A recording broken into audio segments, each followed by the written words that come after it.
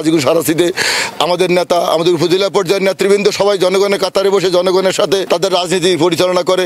এটাই হলো আমাদের সংস্কারের প্রথম ধাপ। ইঞ্জিনিয়ার মমিনুল হক চাঁদপুর 5 আসন থেকে যে সিস্টেম চালু করছে, এই সিস্টেমটা এটা পুরো বাংলাদেশের জাতীয়তাবাদী দল না, শুধু সমস্ত রাজনৈতিক দলের জন্য এটা একটা আইডল হয়ে থাকবে। ইঞ্জিনিয়ার মমিনুল হক সাহেব উনি এই বাংলাদেশের স্বাধীনতা ঘোষক প্রেসিডেন্ট জিয়াউর রহমানের যে আদর্শ, সে আদর্শকে আমাদের ভিতরে সবসময় তিনি লালন করার জন্য উদ্বুদ্ধ করেন এবং আমাদের নেতা কর্মীদের মাঝে কোনো ধরনের ক্ষোভ নাই, উৎসব মুখর পরিবেশে আমরা কিন্তু এই পরিবর্তনকে সাদরে গ্রহণ করেছি। দীর্ঘ কয়েক দশক ধরে চাঁদপুরে বিএনপির রাজনীতি করা ইঞ্জিনিয়ার মমিনুল হক বলেন, এই চাঁদপুরের মাটিতে এসেই শহীদ প্রেসিডেন্ট জিয়াউর রহমান এমন ব্যতিক্রমধর্মী বৈষম্যহীন রাজনীতির সূচনা করেছিলেন। 1977 সালে আমার নেতা শহীদ প্রেসিডেন্ট জিয়াউর রহমান হাজীগঞ্জ পাইলট উচ্চ বিদ্যালয়ের মাঠে আসছিল। তখন সকল জনপ্রতিনিধিরা মঞ্চে ছিল। প্রেসিডেন্ট আসার পরেই উনি বলে দিয়েছে যে সকল মানুষ, আপনারা যারা আছেন জনপ্রতিনিধি, সবাই জনগণের কাতারে চলে যায়। সবাই নেমে গেছে। সুশৃঙ্খলভাবে উনি একটা বক্তব্য দিয়ে দিল যে এখানে কেউ নেতা না, কেউ জনপ্রতিনিধি না, সবাই জনগণের সেবক। ঠিক একই জিনিস এখন তারেক সাহেব শুরু করছে। যারা একটু খবর পান নাই তাদের একটু ভুল হইতেছে, কিন্তু আমরা যারা প্রিভিয়াসলি তারেক সাহেবের সাথে কাজ করছি, ওনার মেসেজ হইলো একেবারে পরিষ্কার যে এই দলে কেউ কোনো নেতা নাই, সবাই জনগণের সেবক। আগামী দিনে বৈষম্যহীন সুন্দর এবং একটা বাংলাদেশ চায় যেখানে শোষণমুক্ত সমাজ থাকবে।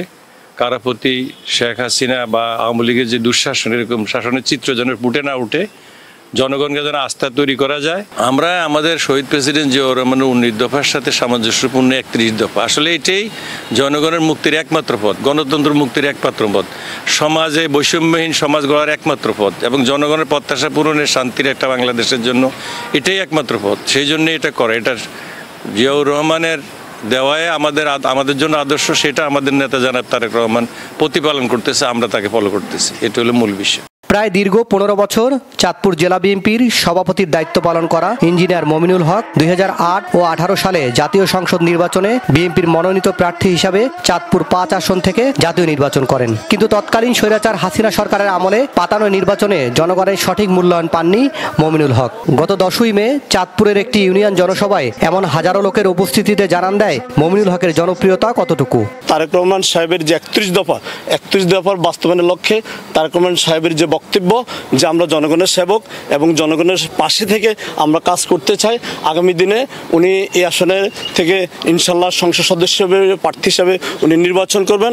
আমরা আশাবাদী উনি আগামী দিনে দানের শীষের প্রতীক নিয়ে এই আসন থেকে বিপুল ভোটে বিজয় লাভ করবেন, এই প্রত্যাশা আমরা আশা করতেছি।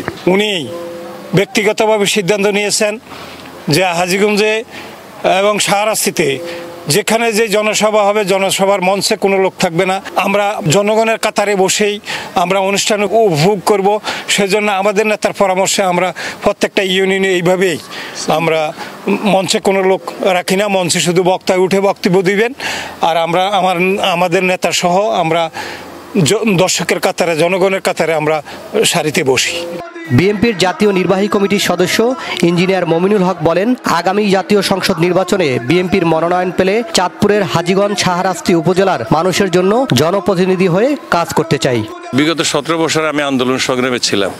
প্রতিটি রাজনৈতিক দলে চায় একটা রাজনৈতিক আদর্শবোধ, পাশাপাশি যেই নেতা আছে তার কর্মকাণ্ডে যেন মানুষের প্রত্যাশা পূরণে নেতার আদর্শ ঠিক থাকে। সেই জন্য আমি মনে করি যে এখানে আমি যেহেতু প্রতিহিংসা পরায়ণ না, আমার ব্যক্তিগত পর্যায়ের কোনো লোভ লালসা নাই, আমি মনে করি যা করার জনগণের জন্যই করতে হবে। সেই জন্য জনগণেরও আমার প্রতি প্রত্যাশা আছে, আর আমিও তাদের প্রতি আস্থাশীল যে না, আমি যদি এই দায়িত্ব পাই তাহলে দায়িত্ববোধ থেকে আমি তাদের উপকারে কাজ করব। তারেক রহমানের নতুন বাংলাদেশ বাস্তবায়নে ইঞ্জিনিয়ার মমিনুল হকের মতো বৈষম্যহীন রাজনীতির সূচনা যদি সকল রাজনৈতিক দলের নেতারা করে, তাহলে আমরা যে নতুন বাংলাদেশের স্বপ্ন দেখছি সেটি বেশি দূরে নয়। সাইফুল ইসলাম, ভয়েস বাংলা, চাঁদপুর।